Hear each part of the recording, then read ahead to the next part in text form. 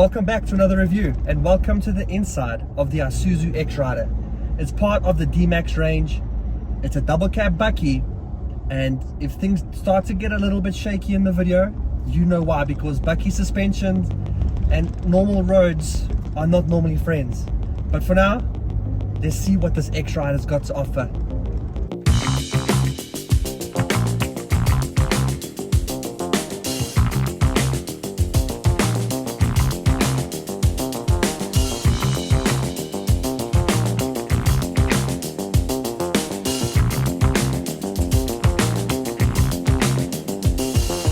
Now there's no question around the fact that this is powered by a diesel engine because it's very loud.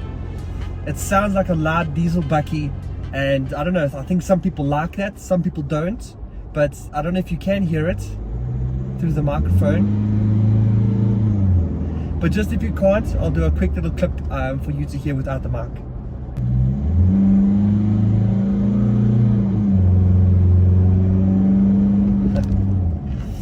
Yarr, this is a bucky. So yes, this is powered by a 1.9 litre turbo diesel engine, putting out 110 kilowatts and 350 newton meters of torque. Now that might not sound like a lot of power for a bucky, because you know some of the other figures from the competitors are slightly higher than that. Well, that's because they aren't using 1.9 litre engines. So the benefit of a 1.9 litre engine is that you get really good fuel economy, and they've also proven that when they've done their one tank challenges in these Isuzus with the same engine. Obviously some of them were done in the single cabs with the aircon off all the way, and they got stupid numbers like 5 litres per 100 k's or something like that. Now I'll put what ISUZU claim on the screen here for this particular bucky, and I've been getting close to that. I've been in around the 8s from a combined cycle. That's from being on the highway and things like that. I haven't been able to get it any much lower than that. But from an overall point of view, it's also been around 10. So about between 8 and 10 is where I've been sitting. It's also just from reviewing the car, seeing what it's got to offer. It's been idling a lot. So I haven't been able to really test the fuel economy as I would have liked, or to even do longer distances to see how I can actually push that range. I do think it is a little bit underpowered. It's a 1.9 litre trying to carry this big body around. Now I think that it does struggle a little bit, and I do feel that the 6-speed auto is also a little bit slow. But together I think they do make a good partnership.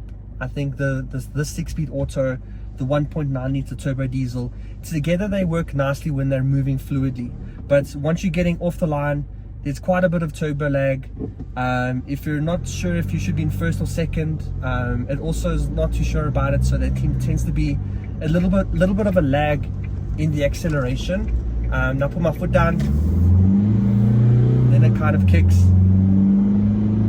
but you don't really get that kick that you're expecting from when a turbo diesel, when the boost comes and all of that. So I'll take it all with a pinch of salt, because the main reason why the X-Rider exists, in my eyes, is to kind of play in that space between the entry-level Isuzus and the high-level top spec ones that you do get, like the V-Cross and that, which are quite more expensive. They're also the 3 litre turbo diesels that got a lot more power. But I feel like they've given this enough of an aesthetic upgrade to make it fill that gap nicely, to get people's attention to actually look into seeing why this X-Rider is what it is. Now that's mainly because of the aesthetic changes on the exterior. So outside you'll find a whole bunch of X-Rider badges. You'll find a whole bunch of gloss black trimmings, from the grille to the black 18-inch wheels to the door handles, to a whole bunch of things around the car. I think it actually looks really good.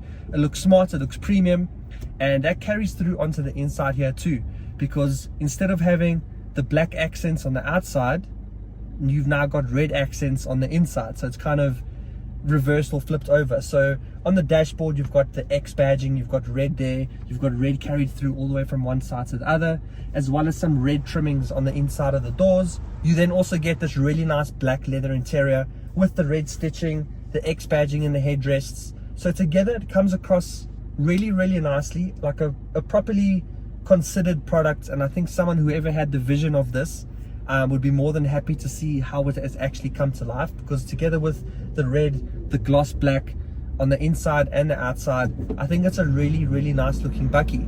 Now, I say bakkie because there's a lot of elements that remind you that it is still a bakkie. Firstly, on the inside, everything is plastic on this particular model. So there's not a lot of soft touch materials at all. I mean, there's barely any. The only soft touch you're getting in here is the armrest on the door, because everywhere else, scratchy plastics, scratchy plastics, scratchy plastics, scratchy plastics all over. But I feel like they made up for that by giving it also the black roof lining to kind of make it look a little bit more premium inside than what it is. So I feel like they've cheaped out on some things. They've considered and given you other elements to try and elevate the appeal that you could have in this car. Now, I did say that I feel like it is positioned in the middle of the entire range for someone to consider if they're wanting to step out of the entry level into something nicer, or for someone to step out of the ultra luxury or top spec into something a little bit downgraded, if I can call it that. And that's where this sits. And these are priced from 647,000 Rand up to 750,000, which is the one that we're in at the moment.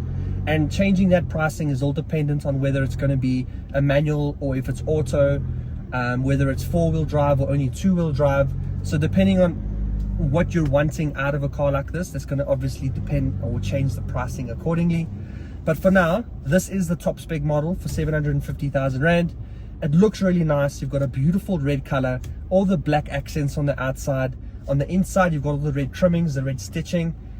I think it's actually a really, really good looking bakkie, and I'm very, very impressed. And this is the first ISUZU on my channel, so I don't think that this has been a bad one to actually look at and get to grips with the ISUZU brand. I'm pretty impressed. And then from a features point of view, and what are you getting for your 750,000 Rand in this particular model? Well, to start off with, you are getting ESP, you are getting ABS, you are getting hill descent control, you are getting hill hold assist. And then from the inside of the car, you are getting an infotainment that is also touch enabled, and you can get Apple CarPlay and Android Auto, which is also really good.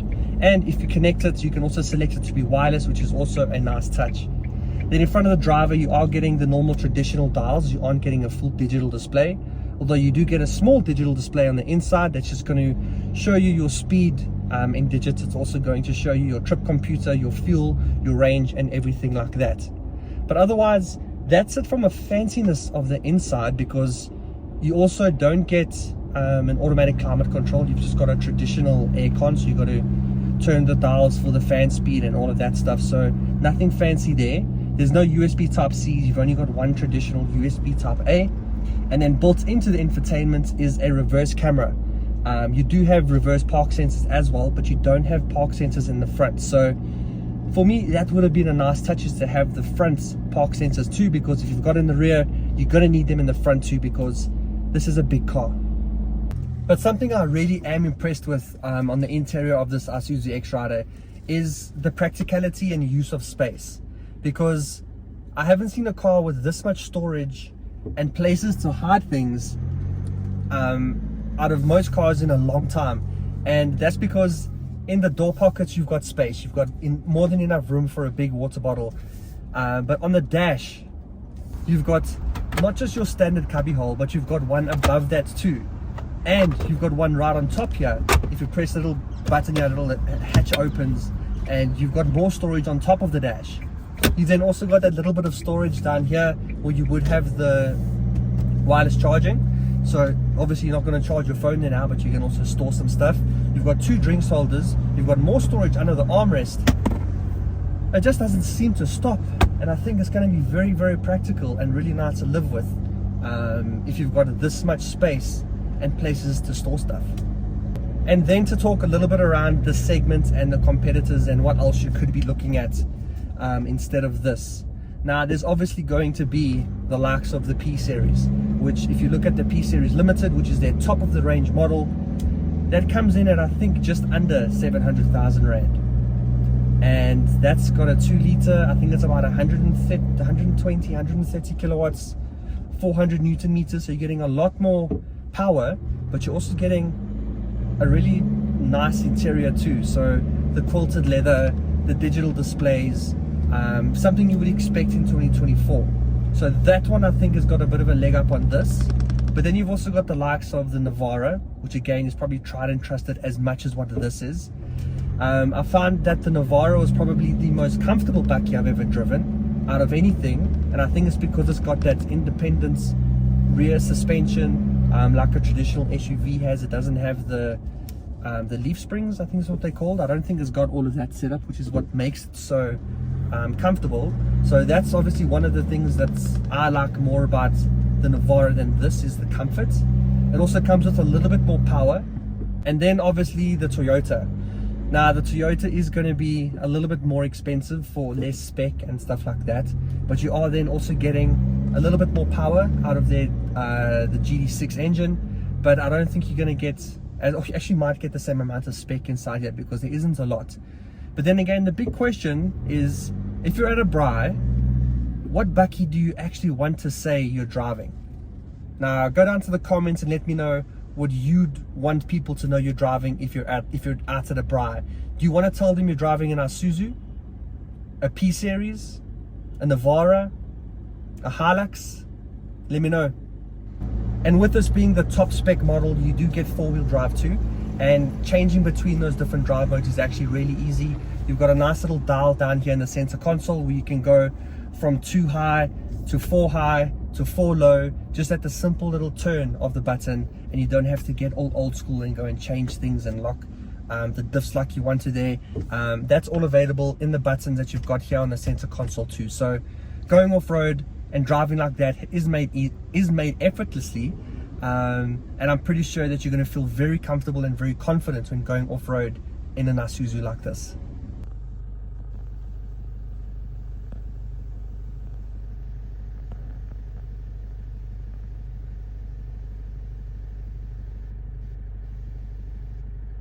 Finding a comfortable driving position is actually also quite easy, although it is very manual. So these aren't electric seats, everything's done manually, but you are able to move the steering wheel and the seats however you need to. But the biggest thing about a double cab for me is the space in the rear, because your passengers in the rear do get forgotten about quite often, and the legroom isn't that good.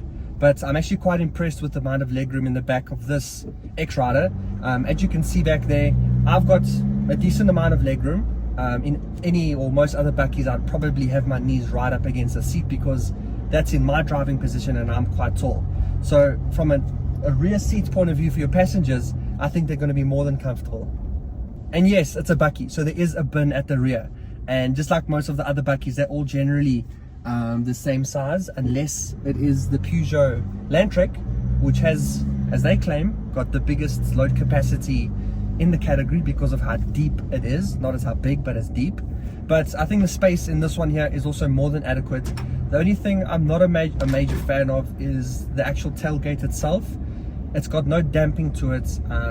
If you open it and it slips out your hand, it's just going to whack back down again. It's also quite heavy, and that was something my wife also noticed about when trying to lift it up. So another quote for the ladies from Greg's wife, another note from her, is that you might struggle with the lifting of the tailgate, because it is on the heavier side of things. So just something else to take into consideration. And then just to do a quick little recap on what some of my favorite highlights are of this ISUZU D-Max. Number one, it's going to be the exterior and interior design, especially with all the X branding, the black elements on the outside, the red on the inside, with the design and the stitching. I think that that's really nice.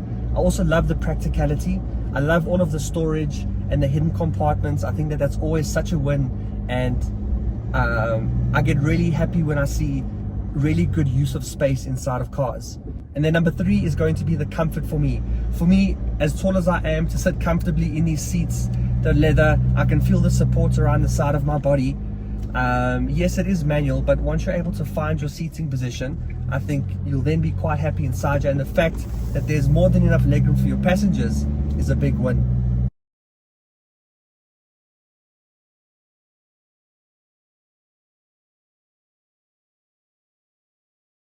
Now, if you're in the market for an Isuzu or any other bakkie for that matter, then go check one out on changecars.co.za.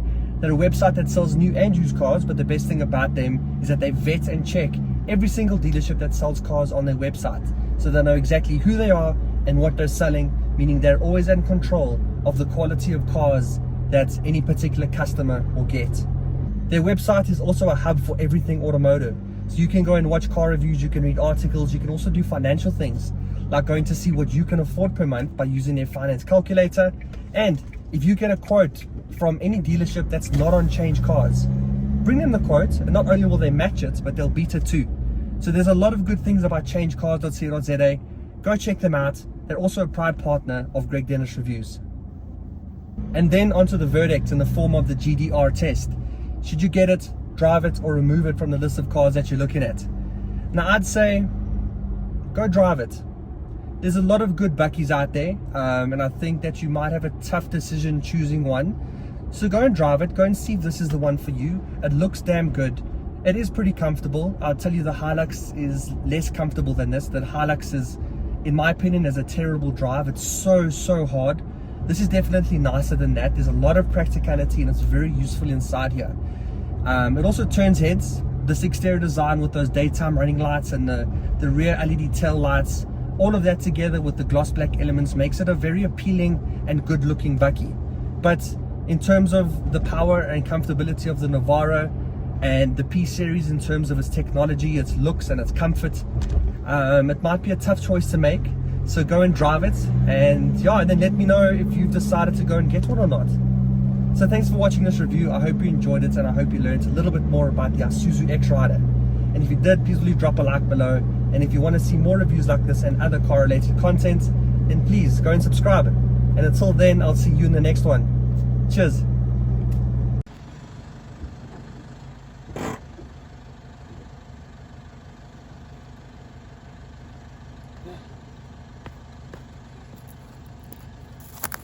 The things that I do for content.